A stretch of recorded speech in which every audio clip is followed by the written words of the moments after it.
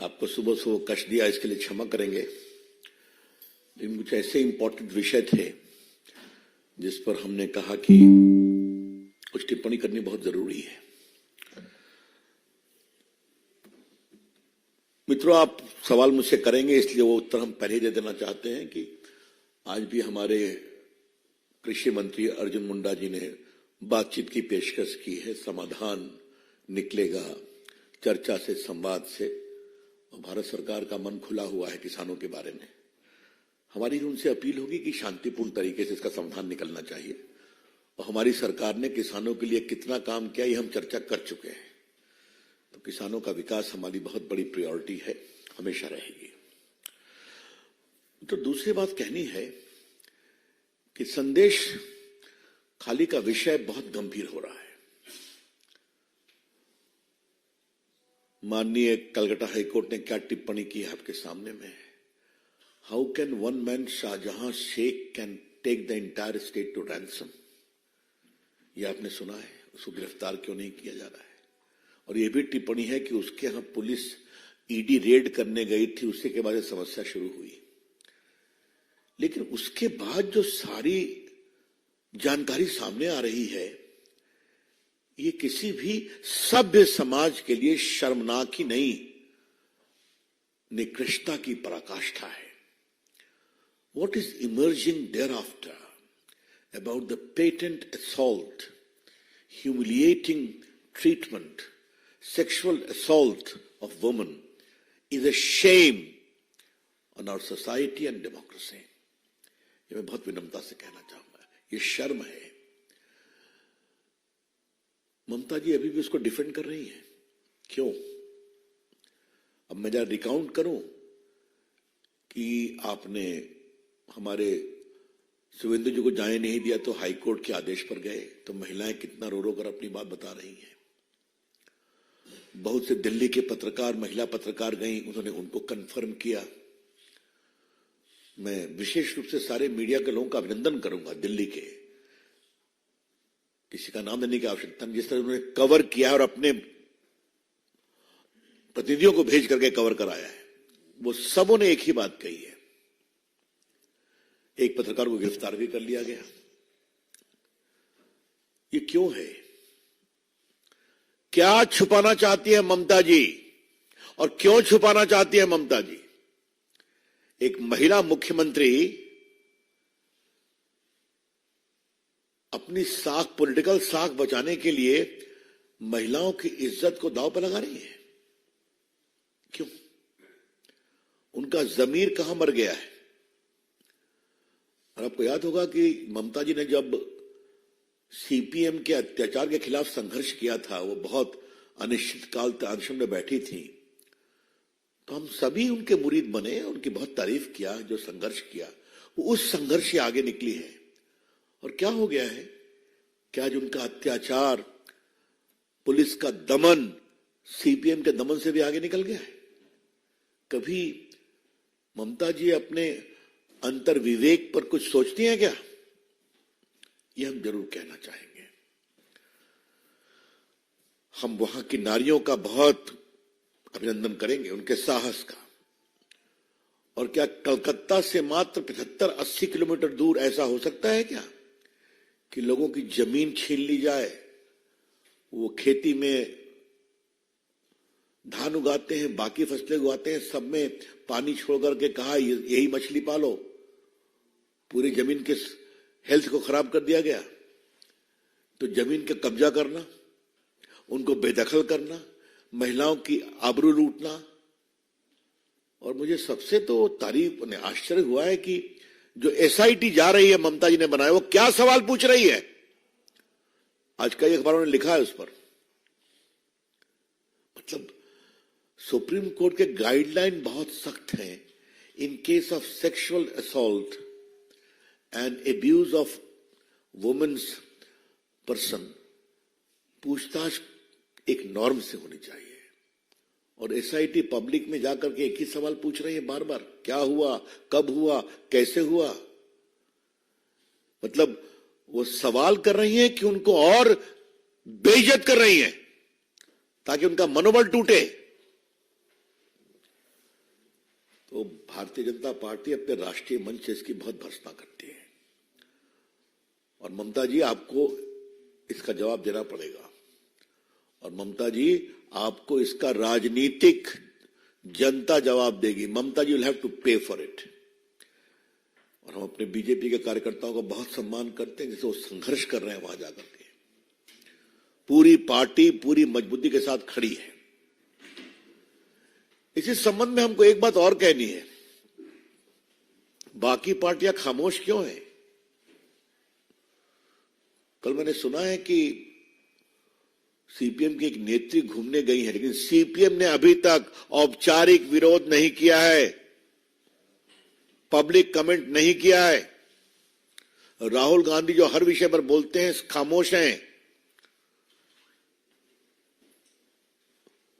चंडीगढ़ की घटना हुई, हम सुप्रीम कोर्ट के निर्णय का सम्मान करते हैं, दैट इज क्लोज चैप्टर, लेकिन उस पर सब कोरस में भाषण दे रहे हैं।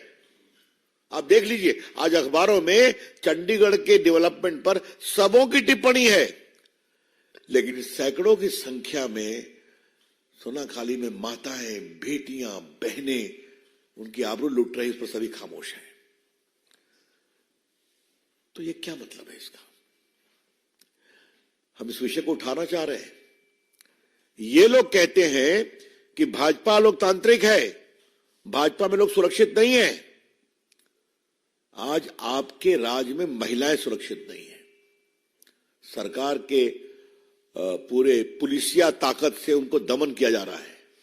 राहुल गांधी खामोश है, सोनिया गांधी खामोश है, ममता जी का मैंने बताया, वामपंथी खामोश है, महान विभूति अरविंद केजरीवाल खामोश है। तो ये है इनके दोहरे मानदंड। The sheer hypocrisy and utter double standard of these opposition parties is self-evident. ये क्या नारी की बात करेंगे? और हमें गर्व है कि हमारी सरकार जब बात करती है बेटी बचाओ बेटी पढ़ाओ का, नारी सम्मान की बात करती है, तो करके दिखाते हैं।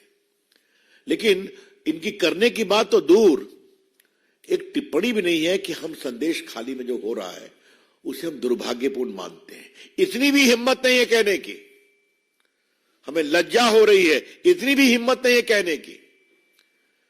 तो इसे क्या कहा जाए? बीजेपी सारे बिखरते हुए इंडिया गठबंधन के नेताओं से एक सवाल करना चाहती है, आप क्यों खामोश हैं? क्यों खामोश हैं? क्या देश की संदेश खाली की बहनों माताओं की इज्जत का कोई आपके लिए पैमाना नहीं है क्या?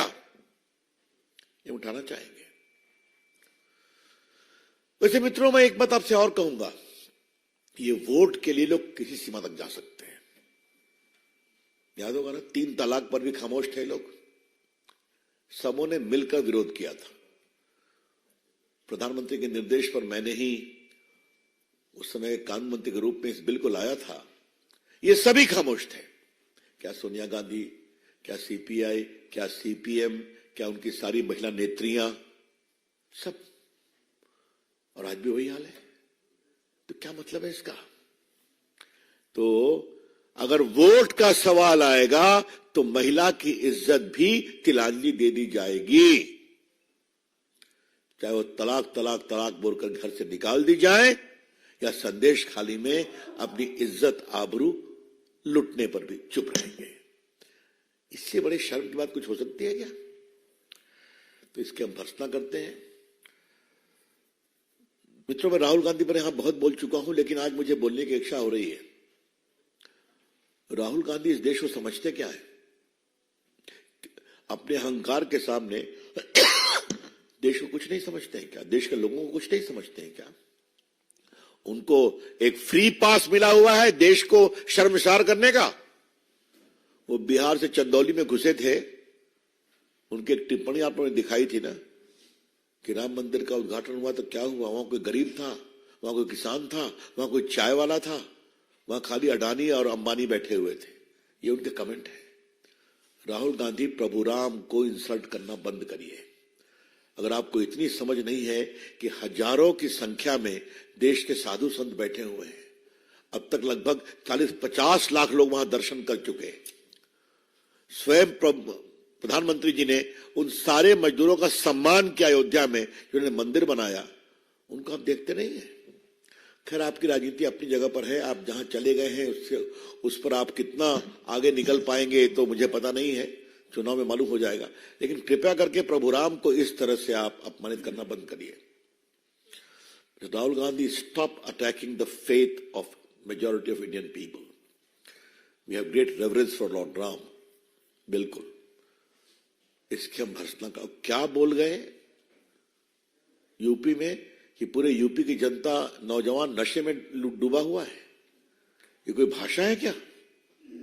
उस प्रदेश से जहां उनके खानदान ने राज किया है और उनको इतनी साल वो और उनकी माताजी एमपी रहे,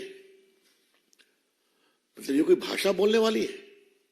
वो यूपी में जहां अभी हाईएस्ट इन्वेस्टमेंट आया है, जहां प्रधानमंत्री ने हजारों करोड़ का पूंजी निवेश किया है, जहां नौकरी के अवसर मिल रहे हैं, और वहां ये कह रहे हैं कि पूरा यूपी का नौजवान आजकल नशे में डूबा हुआ है। Rahul Gandhi ji, shame on you. देश आप पर शर्म कर रहा है। कृपया करके अपनी भाषा को सुधारिए। जो भाषा अपने दरबारी चाटुकारों के बारे में प्रयोग करते हैं आप, वो आपका अंदरूनी मामला है, लेकिन देश के नौजवानों और राम भक्तों के बारे में इस तरह की अहंकारी भाषा करना बंद करिए। हम बहुत इसकी भर्त्सना करते हैं। मित्रों, that's all from my side. I am open two questions now.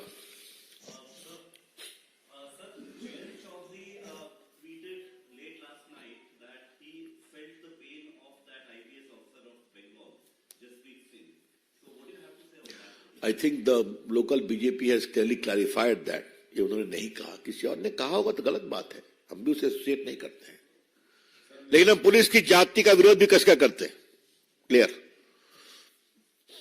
मेरा सवाल है कि इस तरह की घटना पश्चिम बंगाल में हो रही है, संदेश खाली में पूरा बंगाल त्रस्त है इस वजह से, तो क्या ऐसे ऐसा नहीं लगता कि बीजेपी को खैर इस बात पे आक्रामक है कि केंद्र सरकार को भी कुछ पहलकदमी करनी चाहिए, केंद्र को अपने अधिकारों का उपयोग कुछ करना चाहिए ताकि जनता को वहां राहत मिल सके? देखिए, जितना करना है वो मैं खुद एमपी का डेलीगेशन लेकर के गया था और ममता जी से मैंने कहा था कि मैं आ रहा हूं, मुझे आप जाने देंगी? मैं तैयार था। मैं गया, देखा, मैंने यहां रिपोर्ट भी दी है जिस तरह से बदसलूकी की। मैं गांव-गांव में गया था, मैंने केंद्र को भी रिपोर्ट दी थी। देखिए, कुछ चीजों का उत्तर जनता देती है चुनाव के समय, लेकिन बाकी जहां तक केंद्र के द्वारा जितनी भी गंभीरता होनी चाहिए हो रही है, बताया जा रहा है। और हम इससे अधिक और क्या कहें? अभी आपने देखा होगा, वुमेन कमीशन की चेयरपर्सन गई थी, बाकी लोग गए थे। हाँ, एक बात और है कि हम पत्रकारों को जो गिरफ्तार किया गया है उनकी भी भर्त्सना करते हैं। The BJP strongly condemns the arrest of some journalists who were doing an honest job in exposing the atrocity on women in संदेश खाली। और मैंने एक और बात सुनी कि एक एसपी ने कहा कि हम शाहजहां शेख को गिरफ्तार कैसे करें, एविडेंस क्या है उसके खिलाफ, तो पत्रकार को क्यों गिरफ्तार किया? तो पत्रकार को गिरफ्तारी में एविडेंस नहीं खोजते हैं। हाँ, यह है वहां की पुलिस का सही चेहरा। ये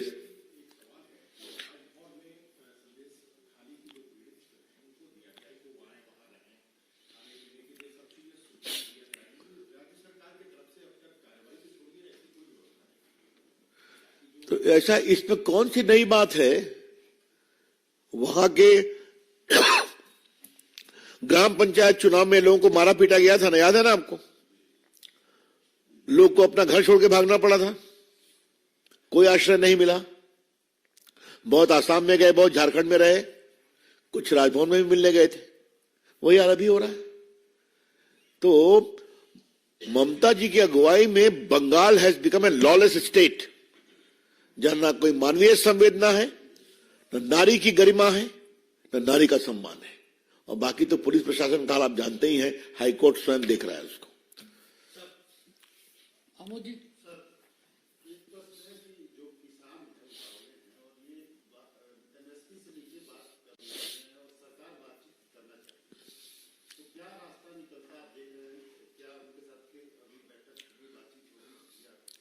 देखिए, हमने पहले ही कहा, पार्टी किसानों के मांगों के बारे में बहुत संवेदनशील है और मंत्रीगण बात कर रहे हैं। बातचीत कई बार हुई है, तो इस बातचीत को होने दीजिए। मोदी सरकार का किसानों के विकास के लिए समर्पण बहुत क्लियर है और हमने कई बार इसी मंच से मैंने भी कहा है कि कितने बड़े काम हुए हैं किसानों के विकास के लिए। Why Mamata Banerjee has not visited Sandesh Khali yet? Now reports are coming in that she is shooting for a reality show DD #1 in West Bengal, but she does not have time to visit Sandesh Khali. This shows her misplaced priorities. That's all. Any other question? Devendra Parashar. Sir, सरकार और किसानों की जो बातचीत चल रही है वो तो चल रही है, लेकिन पार्टी के तौर पे क्या आप लोगों को लगता है कि लोकसभा चुनाव सामने है, इसलिए उन लोगों ने पहले से डिसाइड कर लिया कि मैं प्रोटेस्ट करना है और किसी नतीजे को पहुंचना नहीं है? देवेंद्र जी, आप बड़े अनुभवी पत्रकार हैं। पार्टी की ओर से ऐसा कोई सीधा निर्णय के बारे में विचार करना अभी उचित नहीं होगा। हर किसान हमारे हैं, उनका दर्द हमारा है, हम कर रहे हैं। हमने क्या क्या किया है और कुछ करने की जरूरत है तो बातचीत हो सकता है। आपने देखा होगा कि 5 क्रॉप पर एमएसपी की बात आई थी कि नहीं आई थी, वो रिजेक्ट कर दिया गया। अब क्यों रिजेक्ट कर दिया गया ये भी आश्चर्य है। हमारी बातचीत जारी रहनी चाहिए, हमारा मानना है। मेरा एक सवाल है, बंगाल की कानून व्यवस्था को लेकर हर 15 दिन में आपकी पार्टी प्रेस कॉन्फ्रेंस करती है और महीने 2 महीने में एक आधा डेलीगेशन जो है वहां जाता है वहां की सिचुएशन को देखने के लिए। क्या आपको नहीं लगता, क्योंकि आप देश के वरिष्ठ वकील भी हैं, कानून मंत्री रह चुके हैं, राष्ट्रपति शासन की अनुशंसा जो है अब आपकी पार्टी को बंगाल के लिए करनी चाहिए? ऐसा है, हम ऐसा मानते हैं। हम कांग्रेसी नहीं हैं हिमांशु जी, जो थोक के भाव राष्ट्रपति शासन लगाते हैं। हाँ? हम संविधान को मानने वाले लोग हैं। तो देखेंगे, अभी लोकसभा का चुनाव देखिए जनता क्या जवाब देती है। कई बार जनता का मत और अभिमत बहुत प्रभावी होता है।